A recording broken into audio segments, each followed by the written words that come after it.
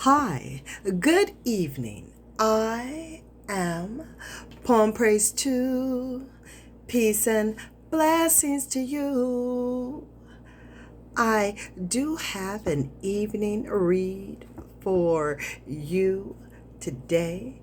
We are going to be coming out of Lies My Teacher Told Me by James Lowen.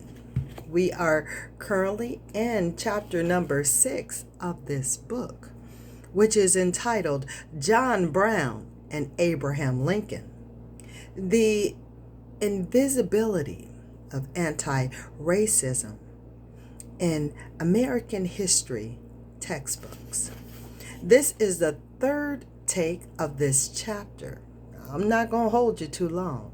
So without further ado, the third take that I have for you, it reads as such.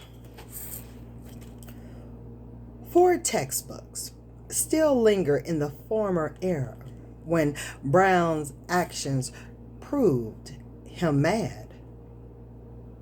John Brown was almost certainly insane.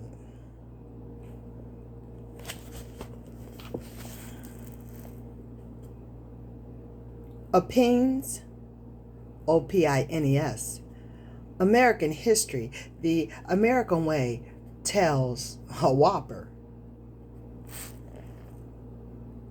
Later, Brown was proved to be mentally ill. The 2006 American Pagan, like its predecessor, characterizes Brown as a deranged, gaunt, grim, and terrible.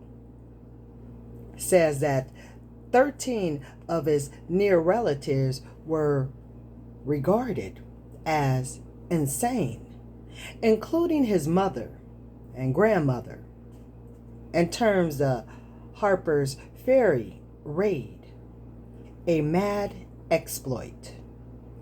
Other books finesse the sanity issue by calling Brown merely fanatical. Not one author, old or new, has any sympathy for the man or takes any pleasure in his ideas and actions. For the benefit of readers who, like me, grew up reading that Brown was at least fanatic, if not crazed, let's consider the evidence. To be sure, some of Brown's lawyers and relatives, hoping to save his neck, suggested an insanity defense. But no one knew. Excuse me. Let me repeat this sentence right here. I started it, but I want to make sure you get the clearness of this sentence. But no one who knew Brown thought he was crazy. Poem Praise 2 gonna say that twice. Now everybody else. But in regards to who actually knew Brown. See, but no one who knew Brown thought him crazy. He favorably impressed people who spoke with him after his capture, including his jailer and even reporters writing for Democratic newspapers, which supported slavery. Governor Wise of Virginia called him a man of clear head after Brown got the better of him in an informal interview. They are themselves mistaken who take him to be a madman, Governor Wise said in his message to the Virginia legislature. He said Brown showed quick and clear perception, rational premise, and consecutive reasoning, composure, and self-possession. After 1890 textbooks, authors inferred Brown's madness from his plan, which admittedly was far-fetched. Never mind that John Brown himself presciently, Presciently, told Frederick Douglass that the venture would make a stunning impact, even if it failed. A stunning impact, even if it failed. Not that his 20 old followers can hardly all consider craze too. Rather, we must recognize that the insanity with historians have charged John Brown was never psychological. It was ideological. Brown's actions made no sense to textbook writers between 1890 and 1970. To make no sense is to be crazy. Clearly, Brown's contemporaries did not consider him insane. Brown's ideological influence in the month before his hanging and continuing after his death was immense. He moved the boundary of acceptable thoughts and deeds regarding slavery. Before Harper's Ferry, to be an abolitionist was not quite acceptable, even in the North. Just talking about freeing slaves, advocating immediate emancipation, was behavior at the outer limit of the ideological continuum by engaging in armed action, including murder. John Brown made mere verbal abolitionism seem much less radical. And I'm going to show you a picture here in the book. Okay, I'm going to just hold it there just for a second so you can see it. Can you see it? Okay. Now I'm going to read to you this information right here that's up under the book. We already completed this down here already before I turn the page, okay? And this is what is the information under what I just showed you the picture, okay? At left is John Brown as he appeared in 1858. He looked like a middle-aged businessman, which he was. He grew a beard later that year, partly as a modest attempt to disguise himself after becoming wanted for helping 11 African Americans escape slavery in Missouri. A few Americans recognize this portrait.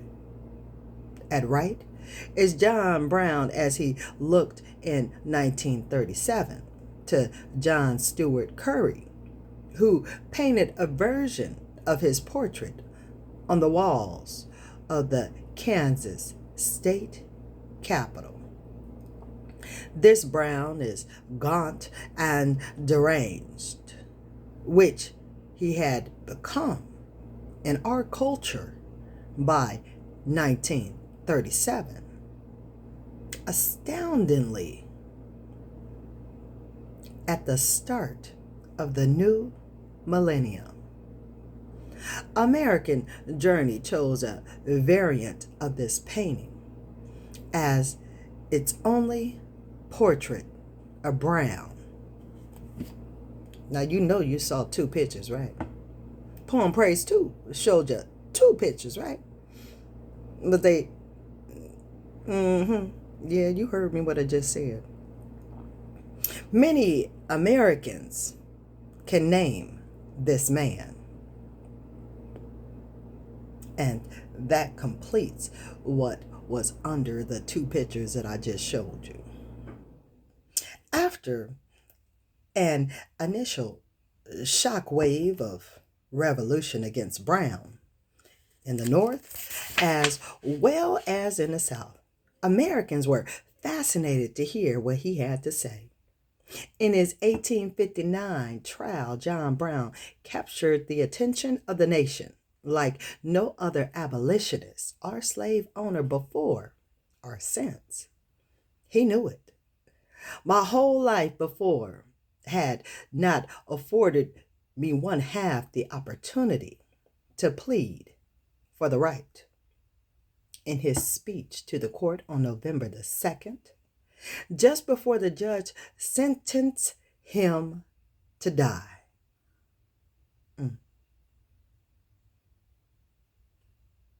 Brown argued, had I so interfered in behalf of the rich, the powerful, it would have been all right.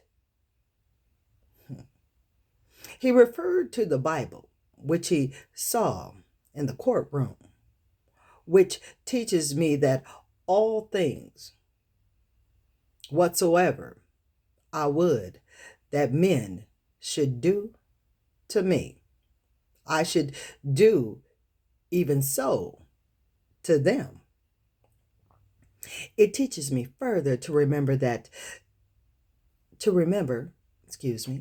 it teaches me further to remember them that are in the bonds as bound with them. I endeavor to act up to that instruction. Brown went on to claim the high moral ground. I believe that to have interfered